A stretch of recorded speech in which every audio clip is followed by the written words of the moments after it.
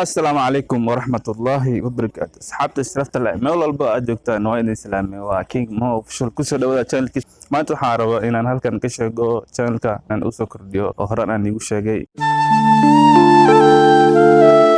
فيديو اسمع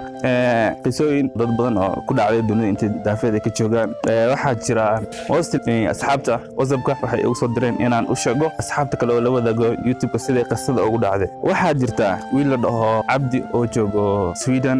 wuxuuna igu soo diray xagga wasabka inaan u sheego asxaabta aan la wadaago qisada ku dhacday qisadatan ay ka bilaabanayso waxaan joogay magaalada waxaan socday waxaan is aragnay gabadhaas oo lagu magacaabo Xaliima ayaa hortayda socotay waana u tagay waan salaanay waxaan naga bilaabay abaayo say tahay ay waran xaaladda ka bar markay isbarteen waxayna kala qaateen numberka kadib numberka ma kala qaadeen adii 2 maalin kadib uu wacay wuxuuna ku yiri say tahay aniga Abdi waaye ay waran xaaladda waa fiican ay waran wallahi waa qancisay markaad socotay waana ka helay okay kadib uu ka helay gabadha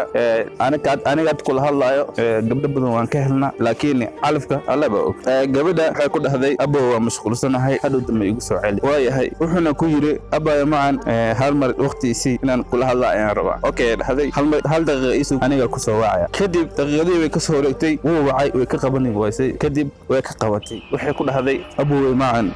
وأنا مشغول سنة هذا أنا فاصل إلى هذا أوكي وين لا هذا الشيء كذب أرنت هو يدسدي وين كأقب شيء وقت إطلاقاتين كذبنا شيء كذي جعلك هل كسر وقبل هذا وحيكسر وقتي لباب بلاد لبذا بيل حركة السعودي وين إصلاح اللين كذب وحنا أصاب بندكتي إنه جورسده ونولشي dhabta ka dhigto marka gabadhana ilaan qofka aad jeceshahay adiga uma jeclee qof kale ay si jeceshahay Soomaaliya horanay dhahday naftuna nafay jeceshahay naftana naf kale si jeceshahay marka waa sidii cunuga wuxuu u soo damcay inuu guurka u sheegto una la hadlo kadib waxay qaadatay waqtiya inay dhahdo isug waalidiinteeda aan la xiriiraya okay waayahay kadib wiilkii markuu u sheegay arintii ayna qaadatay waxaana ku dhahday aboowe waqti kuma hayo aniga qof kale aan jeclahay nugu kala marka wiilkii qaraamana ku dhacay niyadiisa oo niyad jab wallahi wuxuu sameeyay garan waayay kadibna wuxuuna dhahay waalidiinteeda waan u sheegay wax kastana waan ka dhameeyay aabiyo hooyo waan u sheegay arintii diyaar ay noqotay waana wax kasta waana dhameeyay asxaabta sharafta leh wiilkaas meeshaas uu jooga arintaasna waan la wadaagay